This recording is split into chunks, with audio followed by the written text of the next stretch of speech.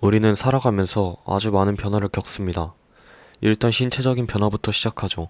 토실토실하고 탄력적이고 부드러운 피부를 지닌 50cm의 덩어리부터 시작해서 90년 후 허리가 굽고 흰머리에 검버섯을 지닌 170cm의 생명체로 끝을 맺습니다. 우리의 몸속 모든 세포들은 과도기에 끊임없이 교체됩니다. 그리고 갖가지의 경험을 하게 되는데 아마 모두 기억할 수는 없겠죠.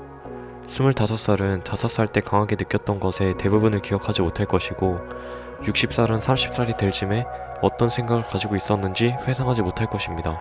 우리는 살아가면서 항상 똑같은 이름을 지니고 자신이 상대적으로 변하지 않고 단일적이라고 느낍니다.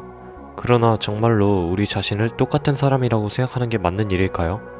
철학의 혁미강에 올려놓고 바라보면 이 정체성에 대한 이슈는 자신이 항상 동일한 사람이라는 가정에 비해 훨씬 더 까다로워집니다. 흘러가는 시간 속에서 유동적인 우리들이지만 우리가 인생을 살아가는 동안 같은 사람이라고 그럴싸하게 생각하도록 보장해주는 것은 무엇일까요? 어디에 우리의 정체성이 위치해 있는 걸까요? 보편적인 가정은 우리의 정체성을 보장하는 것은 우리의 몸이라는 것입니다.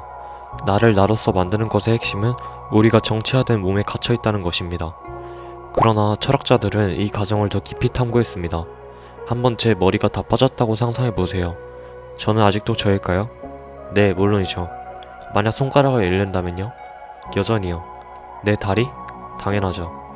그럼 만약 나쁜 악마가 나타나 몸의 모든 부위를 잃고 오직 하나만 가질 수 있다고 하면 무엇을 가져야 할까요? 헬스인들은 가슴 근육을 택할 수 있겠지만 대부분은 뇌를 선택할 것입니다. 자, 이제 이건 흥미로운 사실을 하나 말해줍니다. 우리는 암묵적으로 우리의 몸 중 몇몇 부위가 좀 더 본인스럽다 라고 가정합니다. 연애 초반, 연인들은 종종 서로에게 묻습니다. 내가 어디가 그렇게 좋아? 이때 너의 몸매나 근육질 팔 같은 대답은 왠지 적절하지 않게 느껴질 것입니다. 우리는 단순한 신체적 요소보다 더 본질적인 것, 즉 내면의 애정을 느낍니다. 그것이 영혼이든 사고방식이든 혹은 뇌 그 자체로든 말이죠. 자, 그럼 이 사고 실험을 좀 더 연장해 봅시다. 뇌의 어떤 부분이 우리 자신이 되게 하는데 중심이 될까요? 만약 제가 머리를 다쳐서 탁구를 칠 능력을 잃었다고 상상해 봅시다. 전 여전히 제 자신일까요? 대부분은 네, 물론이죠 라고 말할 것입니다. 만약 제가 한때 라틴어를 썼다가 그 능력을 잃는다면요? 혹은 고추장 소스로 제육볶음을 요리하는 법을 잊어버린다면요? 전 여전히 저일까요? 그럼요. 이 말은 기술적인 능력은 정체성과의 핵심에 거리가 멀다는 것입니다. 그렇다면 기억은 어떤가요?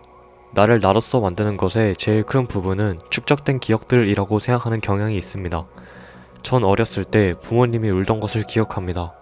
혹은 초등학교 때 제가 좋아했던 여자아이 처음 자취를 시작한 날도 말이죠. 그러나 이런 기억들이 모두 사라진다면 어떨까요? 전 여전히 제가 될 수 있을까요? 누군가는 그럴 수도 있다고 할 것입니다.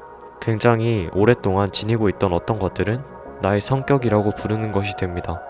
즉, 만약 어떤 상황에 대한 나만의 반응, 무엇이 재밌고 현명하고 흥미롭고 중요한지 등에 대한 나의 감각들이 동일하게 남는다면 나는 어떤 근본적으로 여전히 똑같은 사람이라고 주장할 수 있습니다. 감정들과 행동들이 축적된 제 기억들은 사라질 수 있지만 저는 미래에도 계속해서 같은 방식으로 느끼고 행동할 수 있습니다.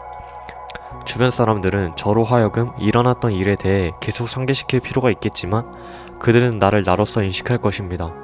여기 매력적인 아이디어가 하나 있습니다. 정체성은 신체적으로 살아남는 것이 아니라고 생각됩니다.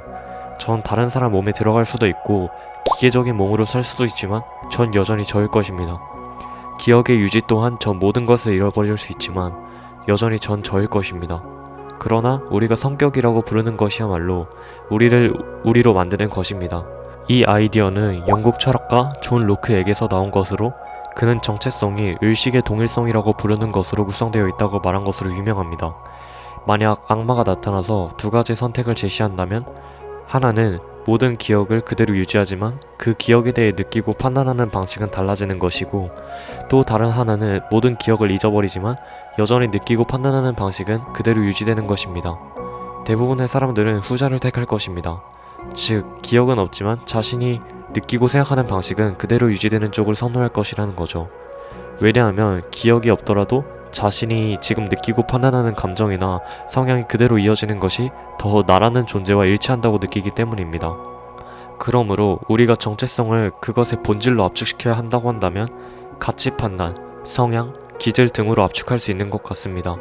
한번 죽음에 대해 생각해 봅시다. 죽음에 대한 보편적인 시각은 슬픔입니다.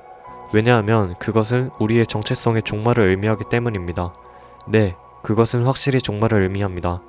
만약 우리가 정체성을 신체에 의해 혹은 기억을 고려하지 않고 확립한다면요. 그러나 만약 우리의 정체성을 가치 판단, 좋아하고 싫어하는 성향 등에 의해 확립한다면 우리는 어느 면에서 불멸적인 존재일 것입니다. 불멸적인 존재라는 것은 이런 성격이나 성향은 한 세대에서 끝나는 게 아니라 후대에도 이어질 수 있다는 것입니다. 어떤 철학자의 사상이나 예술가의 감성이 다음 세대 사람들에게 영향을 미치면서 연장된 나처럼 살아남는다는 것입니다. 실제로 저는 아버지를 많이 존경하고 많은 가치관이 아버지와 비슷합니다. 그래서 어떤 상황을 마주해도 비슷한 판단과 행동을 할 것입니다. 돌아가신 뒤에도 저의 아버지가 온전히 사라졌다 라고는 말할 수 없을 겁니다. 쉽게 비유하면 정체성을 촛불에 비유할 수 있습니다. 한 초에서 다른 초로 불을 옮기면 원래 초는 사라져도 불 자체는 계속 살아남습니다. 마찬가지로 우리의 성향과 가치관은 신체와 별개로 다른 사람들에게 영향을 주면서 계속 이어질 수 있다는 겁니다. 이런 관점에서 보면 죽음은 단순한 끝이 아니라 내 정체성이 다른 사람들을 통해 계속 남을 수도 있다는 철학적 위안을 얻을 수 있습니다. 그런 우리의 정체성이 인간이라는 종 안에서 계속해서 살아간다는 사실을 통해서 말이죠. 아마도 우리는 일시적인 휴식 공간을 나라고 부르도록 되었을 겁니다. 우리의 몸보다 훨씬 오래되었고 또 오래 살아갈 성향들을 위한 쉼터에 불과한 것을 말이죠. 우리는 아마도 죽음에 대해 덜 슬퍼할 수 있을 겁니다. 만약 우리들이 물질적인 존재의 무리라는 생각들을 버리면요. 어떻게 보면 우리는 세대가 바뀌어도 성향과 생각의 덩어리로서 더 오랫동안 존재할 것입니다. 모순적이지만 오히려 기분 좋은 것으로서 정체성에 대한 질문에 집중하는 것은 우리가 특정한 물질적 개체라는 사실에 매여 있지 않게 하고 우리의 어떤 부분이 살아남는지에 대해 자신감을 갖게 합니다. 우리의 몸이 먼지로 돌아가고 기억들이 사라진 후에 대해 말이에요.